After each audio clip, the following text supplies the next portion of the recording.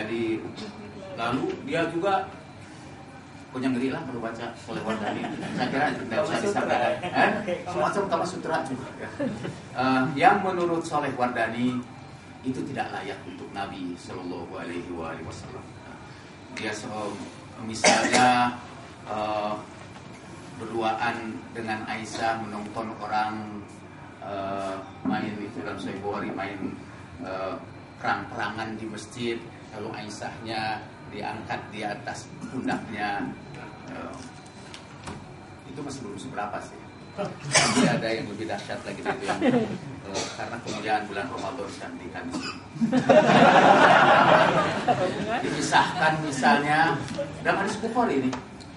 Hadisnya sampai disebut 6 kali. Di dalam Sahih Bukhari. Saya bisa sampaikan, kebetulan saya punya iPhone yang di dalamnya ada al-mawsu'ah, ada hadithiyah yang menampung seluruh hadis-hadis. Jadi saya tinggal ngetik aja misalnya di sini Ummu Milhan, maka saya akan mendapatkan sekitar 7 atau 8 hadis tentang Ummu Milhan. Satu hari Nabi Sallallahu Alaihi Wasallam, dan Bukhari ini, jadi karena itu hampir-hampir saya menggunakan kata konon. Tapi ini karena ada buktinya dalam Sahih Bukhari. Nabi itu ketika pergi ke Masjid Kuba, dia singgah dulu di rumah Ummu Milhan. Ummu Haram ya, Ummu Haram bintu Milhan, Ummu Haram bintu Milhan. Kemudian itu tahta Ubadah ibn Samit. Jadi dia ini istrinya Ubadah bin Samit. Ketika suaminya tidak ada, itu Rasulullah datang ke rumah Ummu Haram. Bertamulah. Ummu Haram kemudian membaringkan Rasulullah di pangkuannya. Dan Ummu Haram atau binti Milhan tufli ra'sah wa ja'alat tufli ra'sah. Kemudian tidak henti-hentinya ia mencari kutu Rasulullah sampai Rasulullah tertidur lelap. Itu para ulama, bapak-bapak dan saudara, kebingungan itu. Ibnu Hajar al-Asqalani dalam Fathul Bari ketika sampai kepada hadis ini, dia mengemukakan, kan kalau ulama membahas hadis, apa pelajaran yang bisa kita peroleh dari mereka menyebutnya faidah ya, biasa guru faidah ya. Tapi kita menyebutnya sunnah. Jadi apa yang disebut sunnah? Sunnah ialah pelajaran yang kita peroleh dari hadis Nabi Sallallahu Alaihi Wasallam. Karena itu tidak semua hadis itu ada sunnahnya di situ. Ya, makanya bagi saya kembali kepada Al-Quran dan Sunnah, bukan Al-Quran dan hadis. Karena yang harus kita amalkan itu ada Al-Quran dan Sunnah. Dan saya sepakat dengan Fazlur Rahman bahwa apa yang disebut sunnah itu sangat bergantung kepada persepsi kita. Karena sunnah itu kan pelajaran yang kita peroleh dari hadis. Ibnu Hajar menyebutkan di situ pelajaran. Satu, katanya sunnah Nabi itu ialah kita boleh berkunjung ke rumah istri orang ketika suaminya tidak ada. Kedua, dan seterusnya. Boleh dibaca itu nanti kalau pulang. Dari pada bagian Ummu Haram atau binti Milhan yang oleh Soleh Wardani dia dimasukkan kepada Rasulullah sebagai asyik. Saya bayangkan kalau hadis itu sampai kepada ustadz-ustadz selebriti di Indonesia. Senang banget. Kan sunnah ini. Malah saya khawatir mungkin Eyang Sobur itu belajar dari hadis ini. Yang rupanya Hatta Nofriya banyak baca pun belum sempat baca. Iya, kelewat itu, padahal itu kan sangat relevan. Ya, ketika saya berkumpul di Syria bersama mahasiswa kita di Damaskus, ada kantornya kan, kantor UPI-nya di situ. Saya diminta ceramah dan salah mereka memintanya. Rasulullah dalam Sahih Bukhari. Saya cerita tentang ini. Gempar. Gak mungkin begitu itu kata. Dia mencoba itu ikhtisos aja kepada Nabi. Jadi ada kan yang khusus untuk Nabi, tidak untuk orang banyak. Tapi dosa tidak ada yang ikhtisos untuk Nabi. Misalnya bersentuhan mulamasah dengan yang bukan muhrim, itu tidak boleh untuk nabi tapi tidak boleh untuk orang. Sebenarnya itu tidak ada itu kaidahnya dalam usul fikih dan sebagainya. Lalu kata mereka, saya akan tanya kepada ustaz kami. Saya bilang, iya, saya menunggu beritanya gimana ini tentang hadis. Sampai sekarang alhamdulillah berita itu tidak ada. Mungkin karena dia tidak membaca hadis itu yang kami tahu berita yang akan datang dan berita yang lalu. Tadi katanya di tangan para imam. Itu juga ada yang itu memang dari Al-Kafi. Kemudian orang-orang yang menyerang Syiah seperti Ihsan Ilahi Zahir menyerang Syiah dengan mengatakan imam itu mengetahui yang akan datang, mengetahui yang sudah lalu, mengetahui apa yang tersembunyi di langit, apa yang tersembunyi di bumi.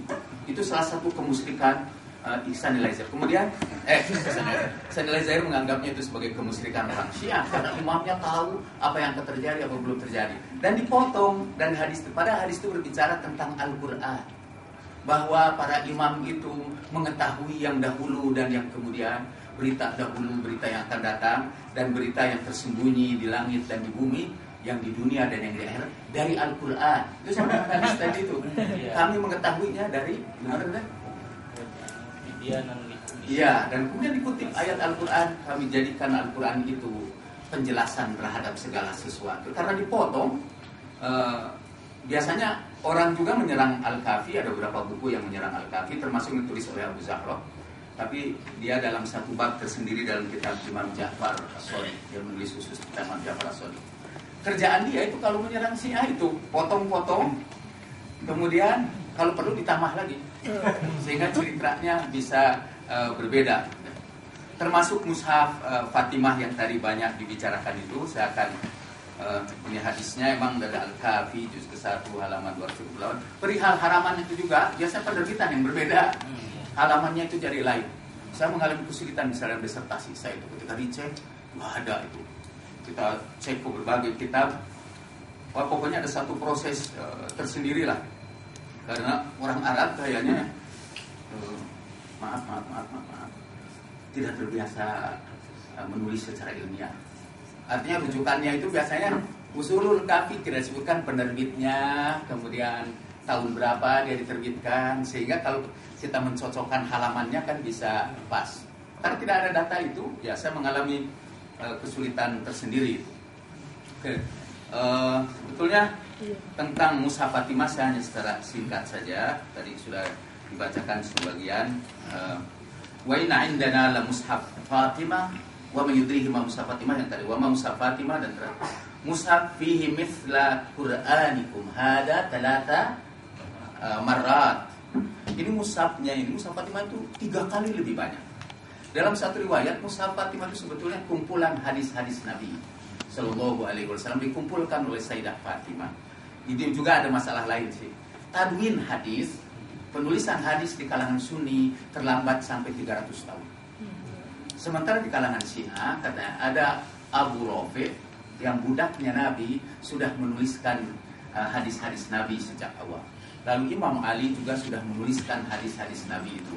Sayyidah Fatimah juga menuliskan hadis-hadis itu. Oh saya, by the way, saya baru saja baca buku La Vie de Mahomet, Kehidupan Muhammad, ditulis oleh Emile Dermang M, yaitu orang Prancis. Bukunya lama dan saya beli melalui negeri Belanda. Ternyata betul-betul sudah jadi kitab kuning. Karena 800 buat saya itu kitab klasik. Dan dia menyebutkan yang membedakan Sunni dengan Syiah dalam pandangan tentang Nabi ialah bahwa semua Sunni sepakat Nabi itu buta huruf. Menurut dia, orang Syiah berpendapat Nabi itu tidak buta huruf. Jadi karena itu wajar kalau dia bisa mengajar Sayyidah Fatimah untuk membaca dan menulis, juga mengajar Sayyidina Ali untuk menulis. Emang buat orang Syiah, paling tidak kalau saya disebut Syiah, gak masuk akal. Nabi yang mengajarkan kepada kita untuk bisa baca dan tulis, tidak memberikan contoh pada dirinya sendiri. Dianjurkan semua orang belajarlah membaca dan menulis. Tapi dalam Bukhari dia berkata, nahnu ummatun umiyyatun, la naqra, la naktub, wa la nahsab. Kami adalah umat yang buta huruf, itu diterjemahkannya oleh saudara-saudara. Jadi kami merasa bangga karena kami tidak bisa menulis dan tidak bisa menghitung. Sialan. Banggaan apa itu tidak bisa menulis dan tidak bisa menghitung. Lalu kita baca dalam sholawat kita gelar-gelar kemuliaan Nabi itu. Kama sholli ala Muhammadin nabiyil ummi. Coba terjemahkan. Semoga salawat dan salam dilimpahkan kepada Nabi Muhammad yang buta huruf. Bukan salah sholawatnya, salah menerjemahkan. Buat orang Syiah, penulisan hadis itu sudah sejak awal. Sementara di kalangan Sunni, baru tadi pada abad ketiga dan keempat Hijriyah. Itu pun kata Az-Zuhri atau Ibnu Syahab Az-Zuhri, kami dipaksa oleh penguasa untuk menulis. Katanya Akrohana Sultan, kami dipaksa oleh para penguasa untuk menuliskan hadis. Karena para ulama waktu itu enggan menuliskan hadis sejak Abu Bakar dan Umar mengumpulkan hadis dan membakarnya. Sejak itu setiap orang yang menuliskan hadis merasa agak berat menuliskan hadis itu. Sementara di kalangan Syiah, upaya untuk menghapuskan hadis itu dianggap sebagai upaya untuk menyingkirkan sunnah Rasulullah Shallallahu Alaihi Wasallam. Jadi kalau tadi menjawab pertanyaan siapa sebetulnya yang membawa Islam yang otentik itu, Islam yang sejati itu, kata orang Syiah, ya tentu Syiah. Karena kelompok kalian itu yang menggunakan as-saif wa siyasah, menggunakan pedang dan politik. Al-Kisah ini bukan konon, kejadian sebenarnya. Saya kan jadi caleg PDIP. Kemarin itu kapan ini? Tidak ada kapan. Karena belum boleh kampanye. Dan haramlah orang yang menganggap pembicaraan ini kampanye. Pada waktu kemarin itu berapa hari saya mengalami diklat pendidikan latihan buat para caleg, terutama caleg yang baru. Jadi saya dengan senang hati mendengarkan, tiba-tiba pada saat yang sama ini BBM saya berbunyi dan BBM Pak PB Hasanuddin Tokoh juga situ bunyi juga. Beberapa orang di situ bunyi. Isinya hati-hati Jalaluddin Rahmat itu Syiah. Di Syria katanya orang Syiah itu minoritas, tapi mereka membantai Sunni. Hati-hati di sini juga. Sekarang udah mulai masuk PDIP. Jadi orang-orang sekitar saya itu pada caleg-caleg nomor 1 semua. For your information. Dan mereka itu, ini sebetulnya bedanya Sunni dan Syiah itu apa sih? Kita nggak sempat baca buku lah, boro-boro baca buku. Jadi bedanya Sunni dan Syiah itu apa? Oh gini aja nih. Sekarang ini PDIP ini adalah partai yang mengklaim membawa ajaran Bung Karno. Ajaran Bung Karno itu disampaikan melalui keluarganya yang terdekat.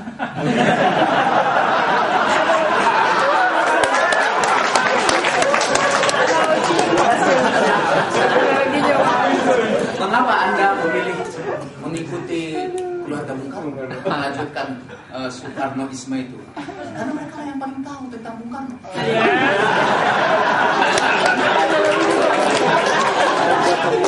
Kemudian setelah itu emang sepeninggal Bung Karno, banyak orang mengklaim bahwa mereka melanjutkan ajaran Soekarnoisme. Dan kemudian setelah itu mereka bukan saja mengklaim, misalnya Pancasila, itu ajaran Bung Karno. Setelah itu ada orang yang mengklaim bahwa mereka lah pemilik Pancasila yang sah, sehingga kemudian orang ditakarkan dengan penataran P4 besar-besar. Mereka klaim itulah Pancasila yang sejati. Sampai sejati. Dan dengan apa sih mereka menggunakannya? Bisaif. Dengan pedang dan politik. Dan sejarah Ahlul Bait itu mirip sejarah PDIP.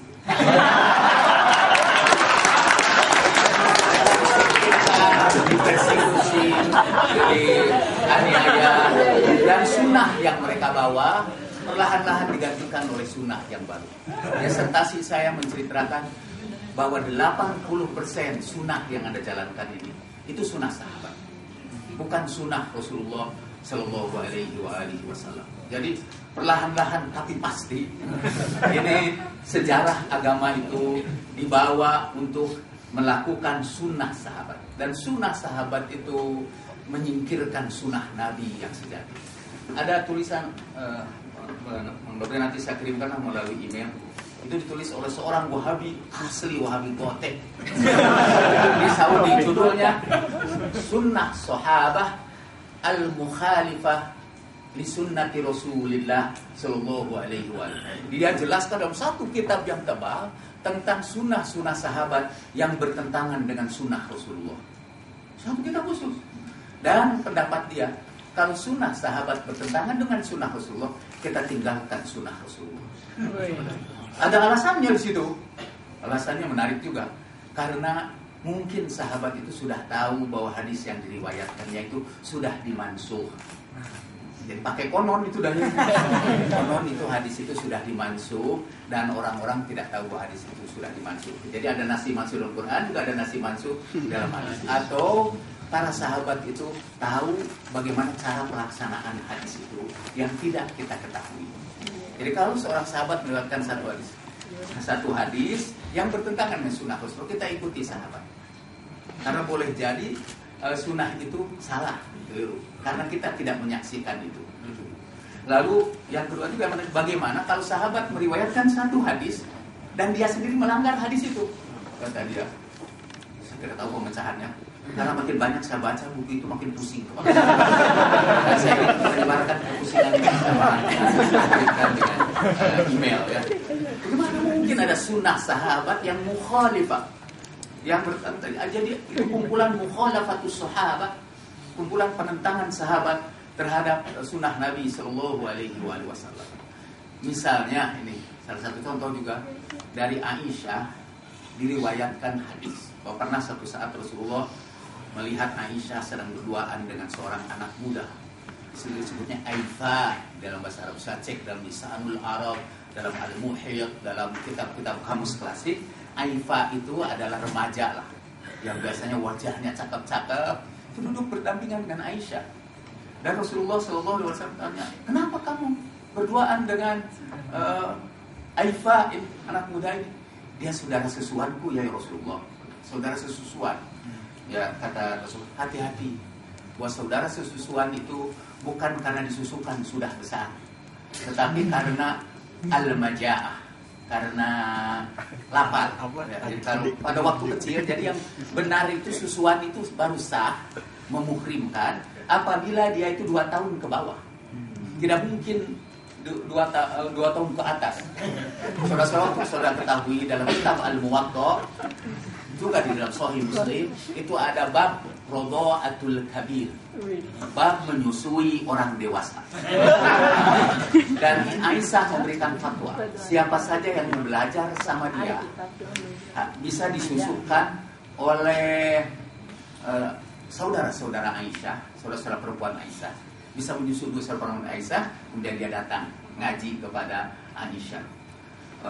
Kemudian atau bahkan kata ada yang memberikan sarah Sahih Muslim yang mutaakhir dari Mesir, Al-Munaim, yang memberikan sarah Muslim yang terakhir. An-Nawawi itu udah sangat kelamaan itu, ada yang terbaru, dan di situ juga diriwayatkan dalam sarahnya itu bahwa Aisyah pun ikut menyusukan anak-anak muda yang mau belajar agama kepadanya. Itu istri saya langsung melonjak. Sekiranya saya kata disuruh ini Asep misalnya belajar agama, dia pasti melonjak dengan fatwa ini berlaku sampai sekarang. Sampai Dr. Atiyah, Izzat Atiyah, itu dari Komisi Departemen Hadis di Universitas Al-Azhar menerbitkan fatwa bahwa orang-orang yang tinggal di kantor itu dan berada dalam satu kotak yang sama, laki-laki dan perempuan, itu si laki-lakinya boleh menyusu kepada perempuan itu sehingga menjadi muhrim. Itu baru termasuk Rodha'atul Kabir, mengemparkan sampai Dr. Izzat Atiyah dipecat selama sebagai pegawai negeri lah dia dipecat, tapi setelah itu dikembalikan lagi kehormatannya karena kata dokter Izzat itu hanya ijtihad, dan kalau ijtihad itu salah dia tetap dapat kalau betul ya, kalau salah tetap dapat falsafah. Dan sekarang masih di Departemen Ilmu Hadis. Saudara boleh cek YouTube-nya, lucu-lucu, tapi tulis dengan huruf Arab, Rodo'atul Kabir. Rodo'atul Kabir di YouTube-nya. Lucu-lucu itu, dijadikan cemoohan. Terutama oleh orang-orang yang non-muslim. Lihat orang-orang Islam itu, maknanya aneh-aneh. Sampai ada seorang itu, saya save itu YouTube-nya, tapi tidak mau disiarkan di bulan Ramadan ini. Seorang yang punya pacar, terus si laki-lakinya disuruh menyusu sama ibunya oleh bapaknya pacar itu, dan selalu si suaminya menyusu di situ. Mula-mula dia ragu-ragu, la haya fiddin. Saya masih ingat, la haya fiddin. Tidak boleh malu dalam urusan agama. Karena mudah-mudahan si laki-lakinya itu malu-malu, karena oleh si perempuannya itu kepalanya ditarik. Maaf sekali bahwa agama yang begitu mulia sekarang menjadi bahan cemoohan. Dan Aisyah kemudian berdalil karena dia bertentangan dengan sunnah nabawiyah. Kemudian dia berdalil bahwa dahulu katanya ada ayat Al-Quran turun tentang batas sesusuan itu, yaitu 10 kali susuan. Kemudian diturunkan jadi 5 kali susuan. Tetapi pada waktu Rasulullah meninggal dunia, hadis ini diriwayatkan oleh Ibnu Majah, juga oleh Bukhari, potong oleh Bukhari. Ibnu Majah menambah keterangan berikutnya. Tetapi ketika Rasulullah meninggal dunia, tiba-tiba kambing masuk ke kamarku dan dia memakan surat yang ada ayat tentang susuan. Dari Al-Quran ada yang hilang karena dimakan kambing. Orang-orang Syiah biasa menjadi sasaran bahwa menurut mereka Quran itu tidak asli, bahwa yang dibaca oleh Al-Quran itu sekarang bukan Al-Quran yang nanti akan dibawa oleh Imam Mahdi. Seperti kata dokter itu dongeng sebetulnya. Orang Syiah sampai sekarang, dan ini lucu nih. Jadi duta besar Indonesia di Iran, ada orang NU juga yang ngambil, itu keponakan saya kebetulan, cucu saya. Lupa lagi saya namanya. Dia belajar di Iran, ngambil bahasa Persia dan memperoleh doktornya dalam bahasa Persia. Lalu duta besar Iran itu tanya sama dia belanja di PUM, dia belanja Quran itu. Qurannya kan sama ini Pak. Ini ditanyalah itu cucu saya itu. Quran kan ini sama. Lalu kata cucu saya itu, dasar orang itu. Tapi Pak, kalau di kalangan mereka sendiri, itu pasti ada Quran yang tersendiri yang beda dengan ini. Sama seperti ini Novi juga tadi kan. Dasar-dasarnya NU gitu. Sudah ada bukti juga itu bahwa Qurannya sama, yang di masjid-masjid juga sama. Mereka bilang, enggak, kalau di kalangan para ulama itu ada yang tersendiri. Pokoknya mereka punya Quran yang berbeda. Pokoknya mereka itu Qurannya berbeda. Kalau ternyata bukti-buktinya Qurannya sama, malah tafsir-tafsirnya juga sama. Misalnya ambil ada tafsir Mizan Tabatabai, kan tafsir Syiah, apa di situ ada ayat yang aneh-aneh? Nggak ada. Tapi walaupun bukti-bukti, tapi itu hanya untuk umum, termasuk untuk umumnya Syiah, ya, untuk umumnya Syiah. Dan akhirnya juga untuk umumnya ulama. Jadi sebetulnya tidak ada yang khusus. Jadi kalau Mas Novi tadi menanyakan apakah saya mungkin mengenal ada Quran, enggak. Allah.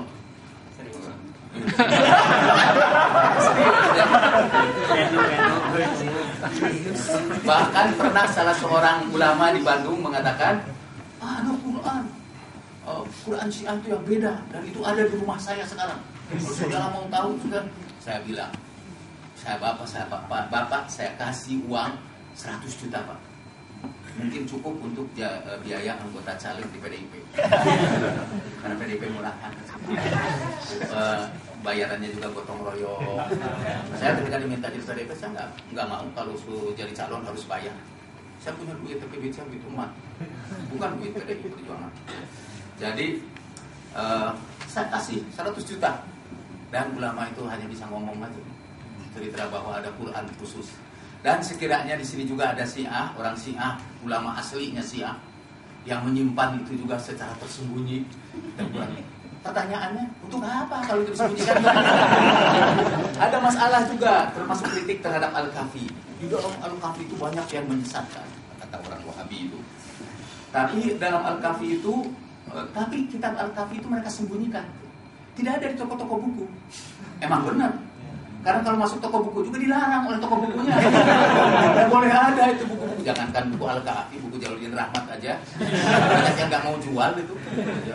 Apalagi Al-Kafi. Jadi kalau nanti Jalaluddin Rahmat itu dianggap menyembunyikan bukunya, kalau bukunya tidak ada di toko buku, itu Jalaluddin Rahmat menyembunyikan buku. Kalau dikirim ke toko buku itu supaya ada, mereka larang buku itu. Repot. Jadi bagaimana menghadapi makhluk itu ya. Oleh sebab itu mohon maaf dahulu ketika saya lagi senang-senang diskusi yang macam begitu itu, dari mereka belum ya kalau debat sama kawan-kawan saya yang tidak bisa bahasa Arab, mereka bilang kamu belajar bahasa Arab dulu deh baru berdebat sama saya. Kalau debat sama saya nggak nyebut kamu belajar dulu bahasa Arab. Enggak, mungkin mereka mengira saya bisa bahasa Arab. Sebuah perkiraan yang cermat. Terus ada waktu itu saya berkata sama mereka, sebetulnya yang diperlukan oleh bapak-bapak itu bukan bahasa, tapi bagaimana menertibkan otak itu. Otaknya muter-muter gitu. Dah bakal selesai. Saya sambil lewat juga sudah kita bahas ini, sebetulnya ada banyak bagian. Di sini ini kritik terhadap Abu Zuhroh yang mengkritik Al-Kulaini.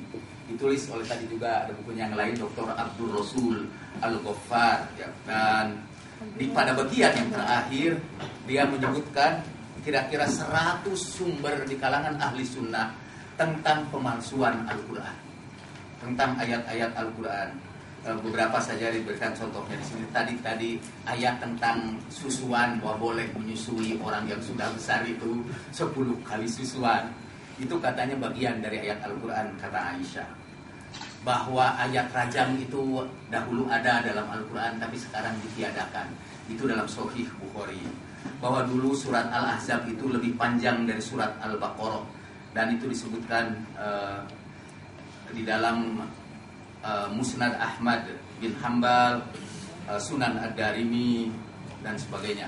Ayat-ayat tentang doa, dan ini ada sekitar 100 sumber yang menyebutkan adanya Quran yang tidak benar sekarang ini dalam kitab-kitab Ahlus Sunnah. Terakhir tadi Pak Nopri ini menyebutkan misalnya bedanya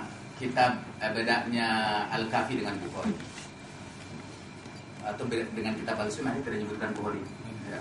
Yaitu bahwa di kalangan Al-Sunnah yang populer itu ialah kitab Al-Kitab wa Sunnati. Taraktu fikum ma in tamassaktum bihima lan tadillu abada. Kitab Allah wa Sunnati. Tapi di kalangan Syiah dalam Al-Kafi katanya itu Kitab Allah wa Itrati. Maaf ini koreksi dikit aja. Nah itu juga di dalam Sahih Muslim, itu juga dalam Ibnu Majah, itu juga dalam Tirmidzi, itu juga dalam, kecuali dalam Bukhari. Dan seluruh kitab ahli sunnah disebutkan Kitab Allah wa Itrati ahli baiti. Misalnya di dalam Sahih Muslim diterima dari Jabir Al-Ansari ketika Rasulullah sampai di sebuah tempat yang namanya Khum, kemudian dan seterusnya bisa dibaca dalam. Jadi bahwa hadis Al-Quran dan Itrati itu ada juga di dalam kitab-kitab ahlu sunnah, bukan hanya dalam kitab-kitab Syiah saja. Cuma kalau ditanya mana yang lebih banyak, pasti di kitab Syiah lebih banyak. Tapi Alkitab dan ayat Alkitab wa Sunnati juga ada juga di dalam Al-Kafi juga, ada tentang berpegang pada Alkitab dan As-Sunnah itu. Jadi di kedua sumber itu juga kedua-duanya ada berkaitan dengan Kitab Allah wa Itrati ahli baiti. Ada seorang peneliti ini di pesantren Yapi yang sempat diserang juga. Beliau menerbitkan bukunya tebal, dua pusaka, kitab dua pusaka, dan dia meneliti seluruh hadis ini berdasarkan catatan-catatan kitab hadis di kalangan ahli sunnah. Terakhir dari sedari termasuk mut'ah, itu juga terdapat di dalam Sahih Muslim. Bahkan judulnya dalam Sahih Muslim judulnya Bab Nikahil Mut'ah. Ubiha Thumma Hurrima summa ubiha, summa hurima, summa ubiha, summa hurima ila yaumil qiyamah. Hurima penuhia, lupa lagi saya. Bab nikah mut'ah. Mula-mula dibolehkan, kemudian diharamkan, setelah itu dibolehkan, kemudian diharamkan, setelah itu diharamkan, kemudian dibolehkan, atau dibolehkan kemudian diharamkan sampai yaumul qiyamah. Kata Imam Syafi'i dalam satu komentar, belum pernah ada hukum yang di rumah masih diucapkan. Sudah baca nanti Sahih Muslim di rumah. Jadi disambut bukan hanya dalam Al-Kafi, juga terdapat di dalam kitab-kitab Ahlus Sunnah. Dan yang lebih penting dari itu semua, mereka merujuk kepada ayat-ayat Al-Quran yang menunjang itu. Jadi tidak dilepaskan dari Al-Quran. Kembali lagi kepada Al-Kafi, Al-Qulaini dalam pembukaannya, ukurlah hadis itu dengan Al-Quran. Kalau dia cocok dengan Al-Quran, terimalah. Kalau tidak, tinggalkanlah. Dan saya sampai sekarang, saya ikut Al-Qulaini. Kalau ketemu hadis, betapapun sahihnya kata orang, kalau itu bertentangan dengan Al-Quran, saya tolak. Buat saya kriteria yang paling utama tetap saja Al-Quran. Termasuk tadi membuka puasa itu kan, itu kalau hadis itu bahwa ini sodakoh, itu bukan dari Al-Kafi, itu dari Umar bin Al-Khattab. Umar mengatakan bahwa ini sodakoh dari Tuhan, dan Tuhan tidak suka kalau sodakohnya itu tidak diterima. Kalau dalilnya orang Syiah ialah ayat Al-Quran, faman kana maridun aw ala safarin fa'iddatu min ayyamin ukhra. Itu ayat Qur'annya jelas. Kalau kamu dalam perjalanan kamu sakit, puasa pada hari yang lain. Tidak mungkin kata Al-Quran, kalau kamu sakit tapi kuat. Perjalanan kuat. Ini kan namanya juga rukhsah. Boleh pilih enggak Al-Quran dengan tegas? Man kana maridun aw ala safarin fa'iddatu min ayyamin ukhra. Karena ini berkaitan dengan bulan puasa, jadi kan saya menyebut satu hadis saja. Satu saat, dan hadis ini di kalangan Ahlus Sunnah. Sudah boleh cek dalam Nailul Autor, kumpulan hadis-hadis, atau dalam Bulughul Maram. Karena itu dulu saya baca sampai tamat ketika saya jadi orang Muhammadiyah. Saya baca itu. Dan kiai saya dulu di Muhammadiyah sering muji-muji sama orang lain itu. Kalau kamu ingin tahu orang yang hafal sanad-sanad hadis itu, tanyalah kepada Ustadz Jalaluddin Rahmat. Dan itu bohong. Saya hafal hadis-hadis itu. Tapi karena itu saya anggap doa aja. Kalau dia ngomong di hadapan orang ini, ada enggak? Nah di situ tuh ada hadis. Satu saat Rasulullah Shallallahu Alaihi Wasallam kan melakukan perjalanan menuju Mekah waktu itu di bulan puasa. Udah Rasulullah buka. Lalu semua ada orang buka, tapi ada orang melaporkan, ya Rasulullah, ini kelompok itu nggak mau buka. Apa kata Nabi? Haula al-usah, mereka adalah para pembangkang. Jadi sebenarnya kata aso, yaksi, isyanan, wa maksiatan, artinya bermaksiat. Jadi orang yang puasa dalam perjalanan itu maksiat. Dan ayat ini sesuai dengan hadis ini sesuai dengan Al-Quran. Faman kana minkum maridun aw ala safarin fa'iddatu min ayyamin ukhra. Ya, makasih. Mohon maaf Pak Menteri. Sudah puasa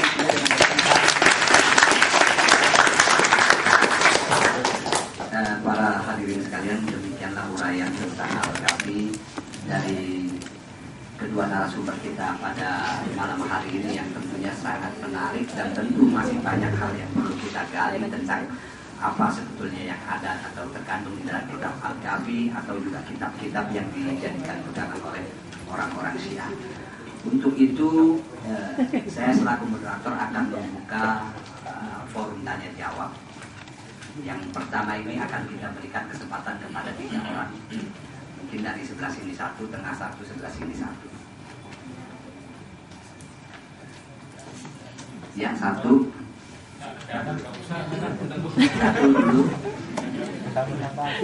Yang 2 yang belakang. Yang sebelah sini mungkin. Kalau nggak ada, itu. Jadi 1, 2, 3. Yang ini dulu maju atau sebutin nama ya.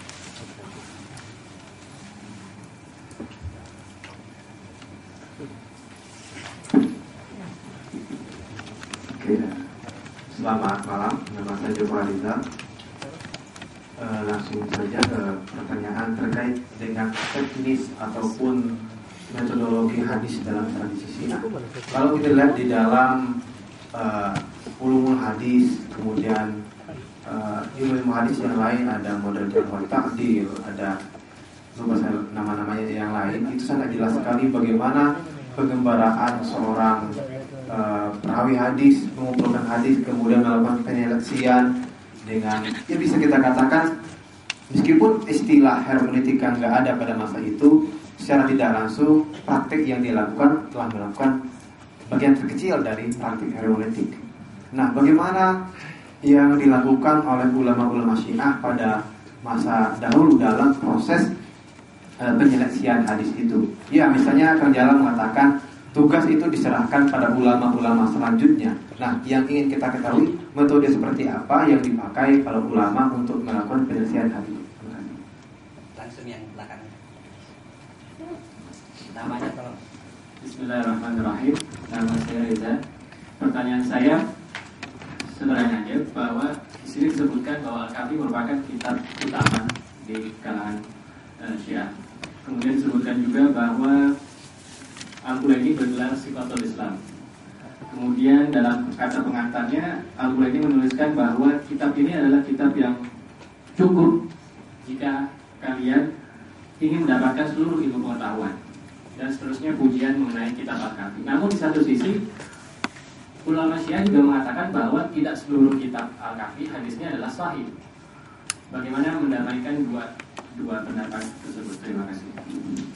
Langsung yang belakang. Ya, nama saya Bila.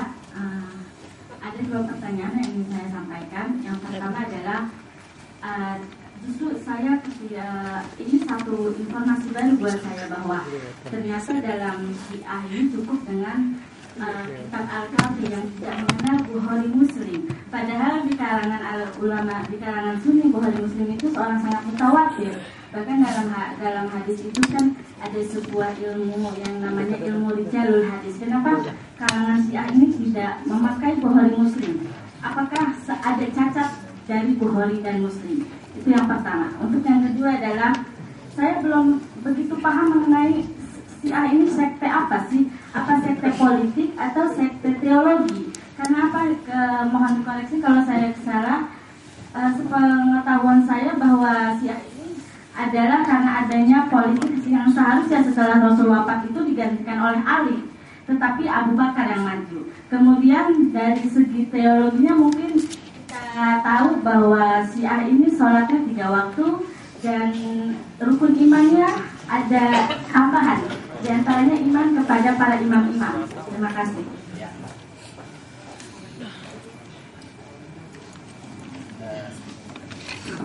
Langsung saja kepada pembicara pertama, Saudara Taufik. Jawab. Ada 3 pertanyaan, tapi yang ketiga ini berbuntut, jadi ada seluruhnya ada 4 pertanyaan. Silakan.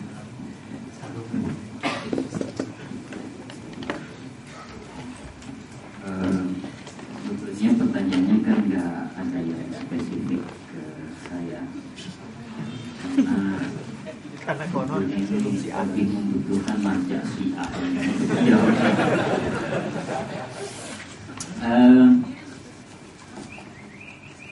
Saya nggak mendalami ya bagaimana seleksi Syiah terhadap hadis-hadis, tapi yang saya sekilas paham adalah bahwa orang Syiah lebih mengandalkan pada bukan mata rantainya itu sendiri, tapi adalah siapa di balik itu hadis itu sendiri. Jadi orangnya reliable, bisa diandalkan apa tidak, reliable atau enggak orangnya itu. Jadi selalu pertanyaannya dia sikoh atau tidak. Sikoh atau tidak ini kan perdebatan panjang. Di dalam Sunni orang seperti Abu Hurairah itu dianggap sikoh karena hampir tiap hari dia menemani Nabi kemanapun pergi. Ya. Salah satu apologia dalam Sunni gitu kan, kenapa Abu Hurairah paling banyak meriwayatkan hadis?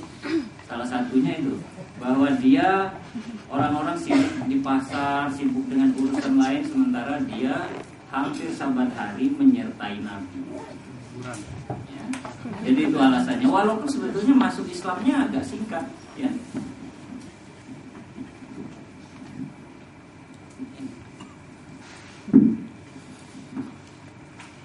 Nah, tapi sebetulnya di lingkungan Sunni sendiri kritik terhadap Abu Hurairah itu juga kuat gitu. Tadi ada beberapa kritik dari Kang Jalal terhadap Aisyah gitu ya. Tapi sebetulnya kalau saya lihat ada satu buku Abul Hasan An-Nadawi, judulnya itu tentang hadis-hadis Aisyah. Dan kalau saya baca hadis-hadis Aisyah itu yang keluar, maka hadisnya itu lebih masuk akal. Kemudian hadisnya juga lebih membela perempuan. Ya. Kalau misalnya Abu Hurairah datang dengan hadis yang agak mencela perempuan, maka nanti Aisyah akan mengoreksinya. Dia akan katakan, Abu Hurairah itu hanya mendengar sepenggal dari balik tirai gitu, dari balik tirai rumah. Itu hadis-hadis Aisyah itu lebih lebih rasional. Ya.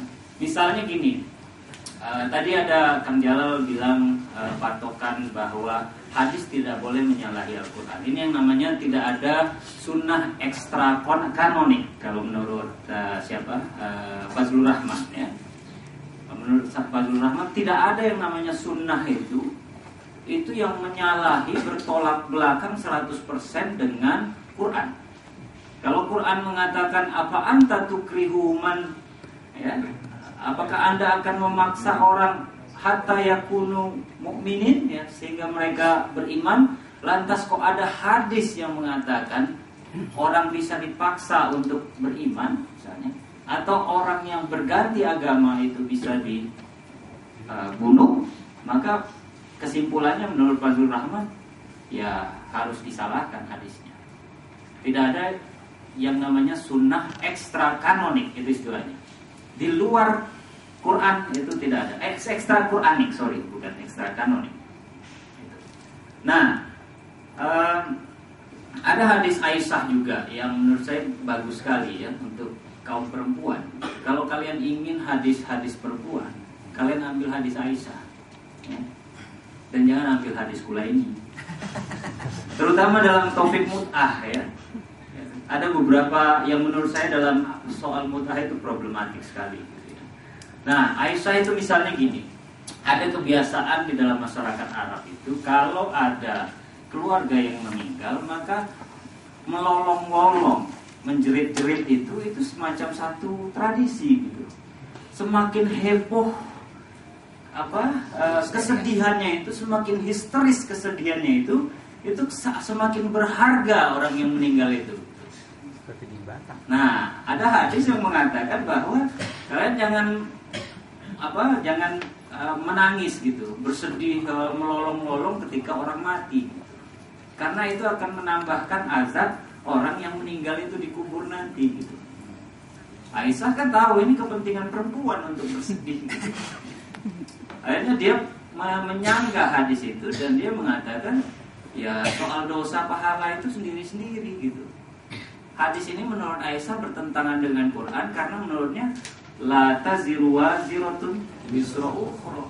Setiap orang memikul dosa dan tanggung jawabnya sendiri-sendiri gitu. Gak ada itu istilahnya misalnya, sama juga misalnya apakah anak hasil perzinahan itu anak haram apa enggak? Menurut Aisyah gak ada itu istilah anak haram itu. Ya. Menurut Aisyah anak itu suci, tetap suci gitu. Ya. Walaupun dia terlahir dari proses yang ilegal, tidak syar'i. Jadi bagi perempuan menurut saya hadis Aisyah menarik dan membela kalian. Ya. Kalau hadis-hadis Kulaini misalnya dalam soal mut'ah banyak yang problematik menurut saya. Ya, tadi saya belum tunjukkan kritiknya kan, baru apresiasi saya aja. Ada beberapa yang problematik menurut saya soal mut'ah. Ya, misalnya ya. Tapi menarik, hadis-hadisnya menarik, tetap menarik. Misalnya dikatakan laula ma sabaqani bihil khattab ma zana illa syaqi. Nah, ini artinya kalau seandainya Umar bin Khattab tidak keburu mengharamkan nikah mut'ah, gitu ya, tidak ada orang yang berzina di muka bumi ini kecuali orang-orang yang betul-betul naif dan sial, orang-orang celaka betul gitu. Ya.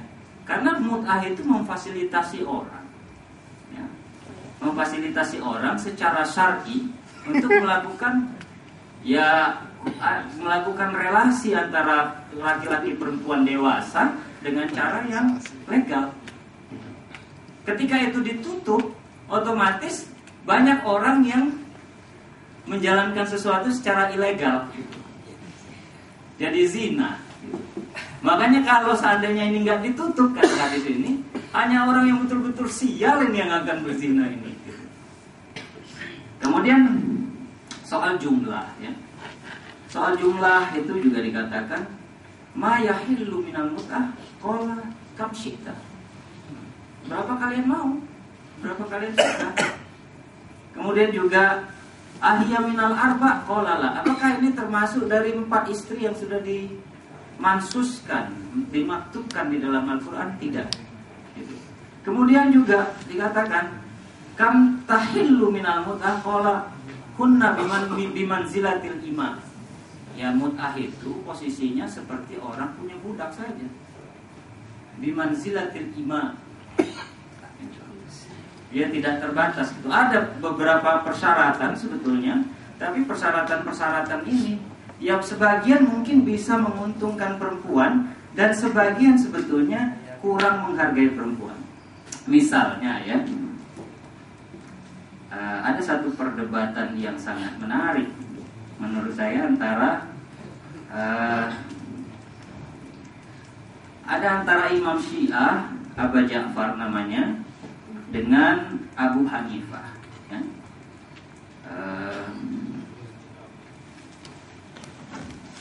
Ini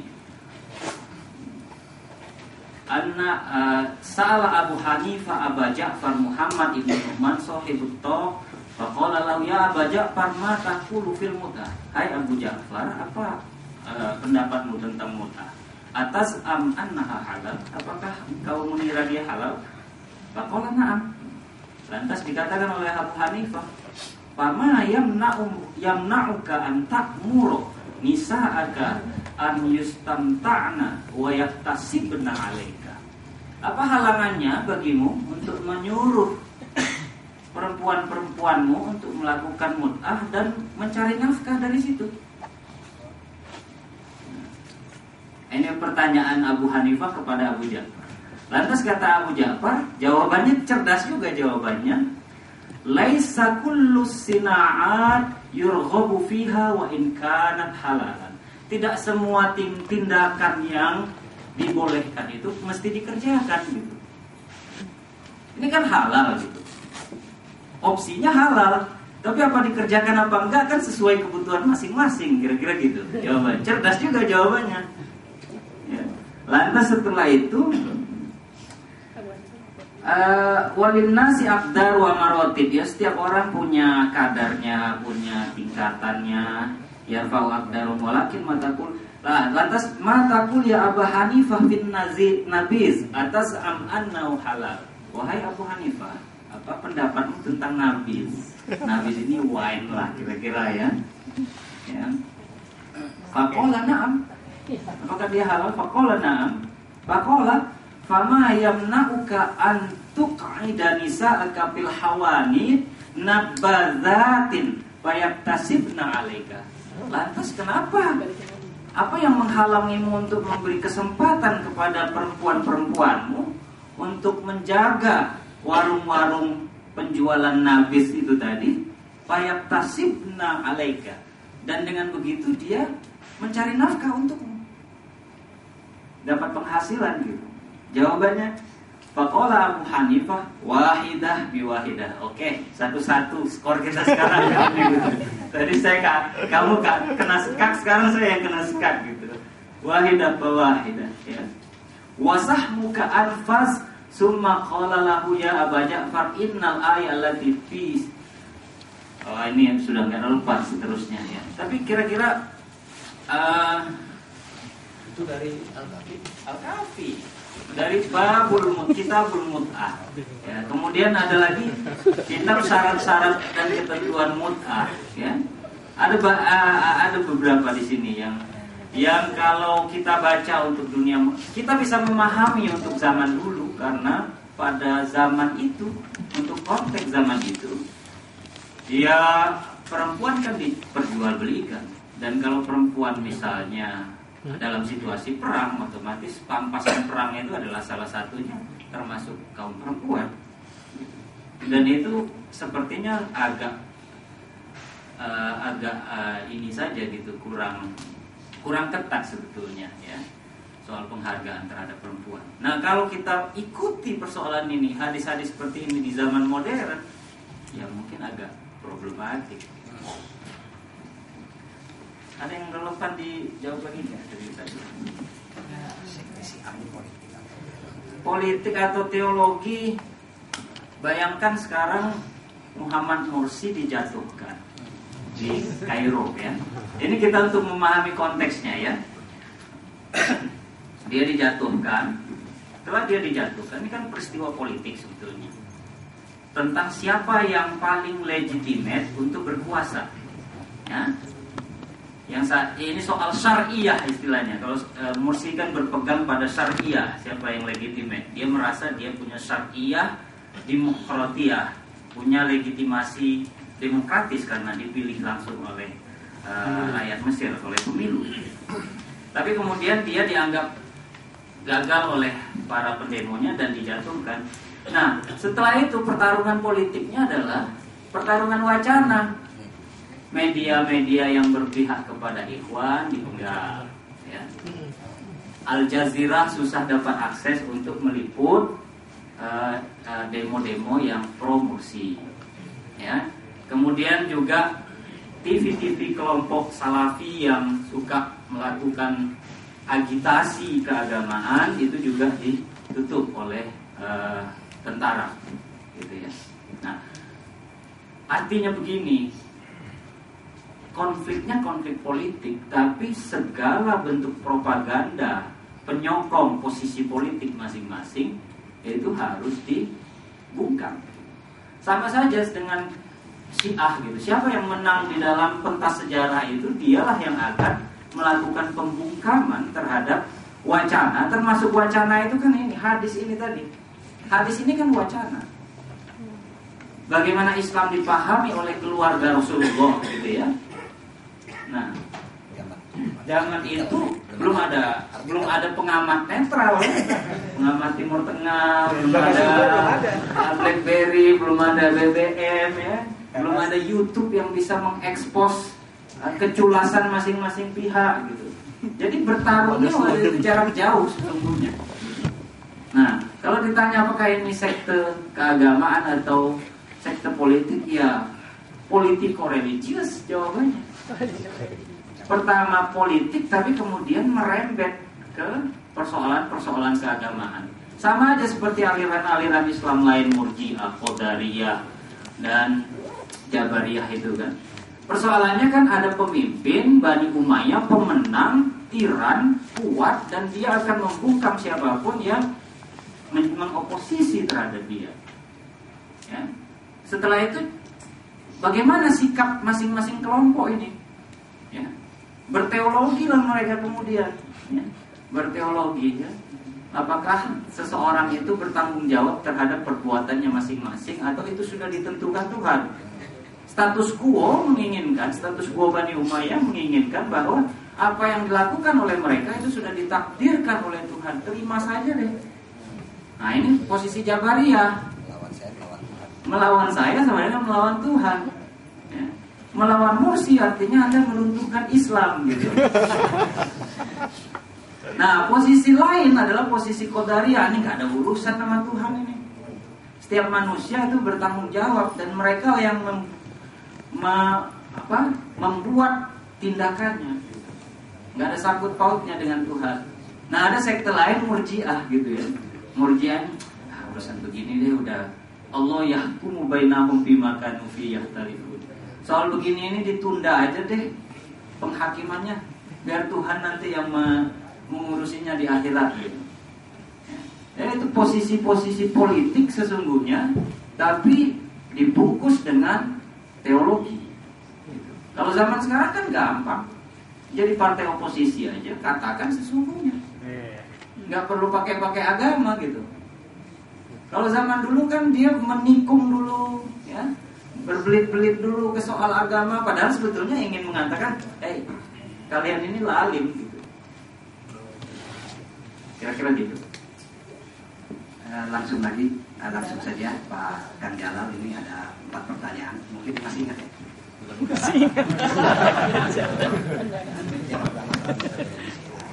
Yang kedua, kita sebenarnya ini kan mendamaikan hadis-hadis dhaif itu.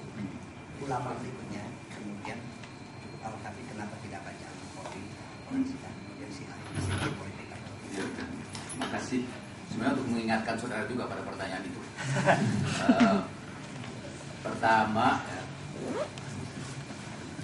untuk diketahui, metode untuk mengkritik hadis itu kan kita kenal sebagai metode jarh wa ta'dil.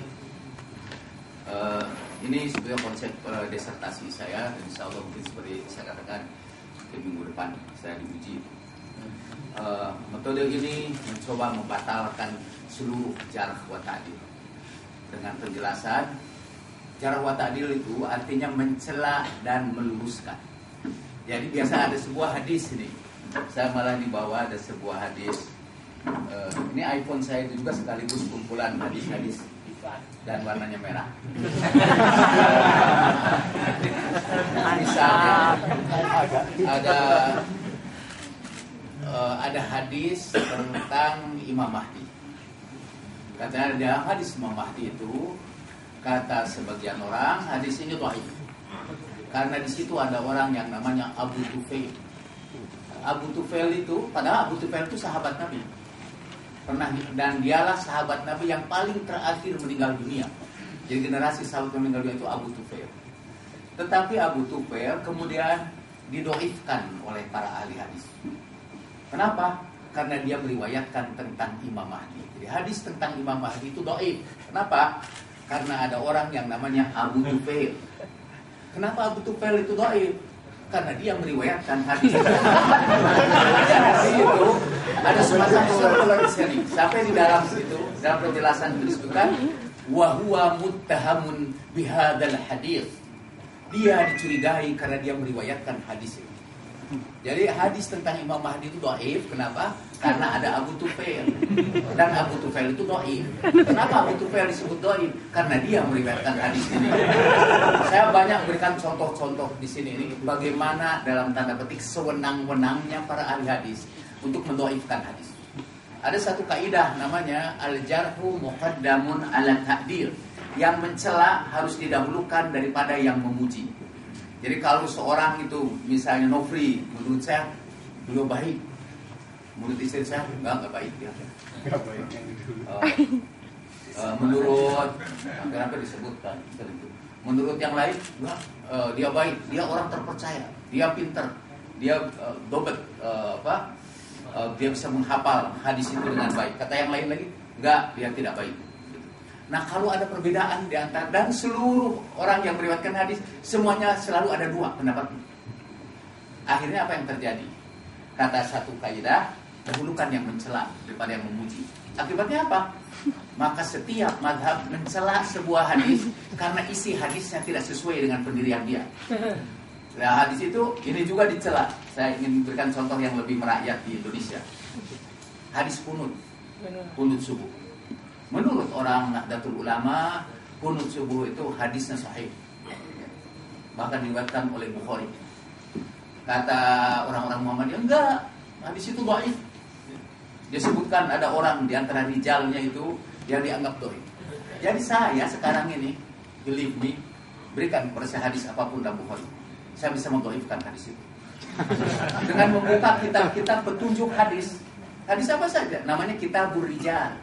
Bukalah misalnya Mizanul I'tidal dari Az-Zahabi. Bukalah misalnya Tahdzibut Tahdzib dari Ibnu Hajar Al-Asqalani. Atau bukalah kitab Al-Ilal dari Al-Uqaili, kitab atau Du'afa